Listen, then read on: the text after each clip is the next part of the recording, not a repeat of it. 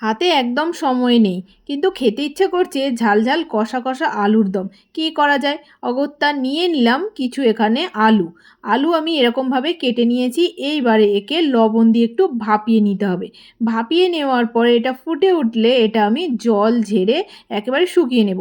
এরপর কড়ার মধ্যে সামান্য 2 টেবিল চামচ মতো সর্ষের তেল, গোটা জিরে এবং এরকম কেটে নেওয়া পেঁয়াজ দিয়ে দেব। পেঁয়াজটা ভালো করে লাল লাল করে ভেজে নেব। ভেজে নেওয়ার পরে অপর একটি পাত্রে পেঁয়াজ কুচি, কাঁচা লঙ্কা, রসুন এবং আদার টুকরো এই সমস্ত কিছু নিয়ে মিক্সিতে একসাথে পেস্ট করে নিতে হবে। এরপর কড়ার মধ্যে ওই লাল লাল পেঁয়াজ ভাজার মধ্যে দিয়ে নেব ওই সেদ্ধ করা আলুর টুকরোগুলো। আলুর টুকরোগুলো দেওয়ার পরে ভালো করে ভেজে নিতে হবে। অবশ্যই একটু ওপর দিয়ে লবণ ছড়িয়ে দেবে। এরপর ওই কুচি করা টমেটো কিছু দিয়ে নেব।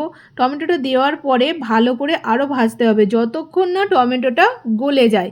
এই পর্যন্ত টমেটো গলে যাওয়ার পরে মিক্সিতে যে পেস্টটা তৈরি করেছিলাম ওই পেস্টটা দিয়ে নেব। দিয়ে আরও ভালো করে কষাতে হবে। কষানোটা যত সুন্দর করে হবে তত আলুর দমটা খেতে টেস্টি হবে। কষানোটাই এখানে কিন্তু মেন।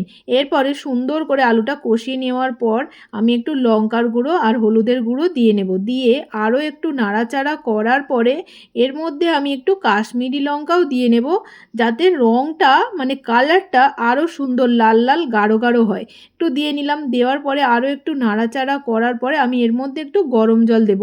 আর অবশ্যই কিন্তু মিক্সি ধোয়া জলটা দিতে তোমরা ভুলবে না, কারণ মিক্সির মধ্যে অনেকটা মশলা কিন্তু লেগে থাকে। তো দিয়ে নিলাম। দিয়ে নেওয়ার পরে একটু ভালো করে মশলাটা যাতে সমস্তটা আলুর মধ্যে চলে আসে সেজন্য ভালো করে একটু নাড়াচাড়া করে নিলাম। দেখো কত সুন্দর হয়ে গেছে। এবার আমার সার্ভ করার জন্য পুরো রেডি। গরম গরম রুটি বা পরোটা, নান যাই বলো, খেতে কিন্তু একদম চমৎকার লাগে। একবার অন্তত তোমরা বানিয়ে দেখো এই রকমভাবে আলু কষা। যারা এখনও পর্যন্ত আমার চ্যানেলটা সাবস্ক্রাইব করোনি, অবশ্যই সাবস্ক্রাইব করে দিও। চলো টাটা, দেখা হবে নতুন কোনো ভিডিওতে নতুন রেসিপি নিয়ে।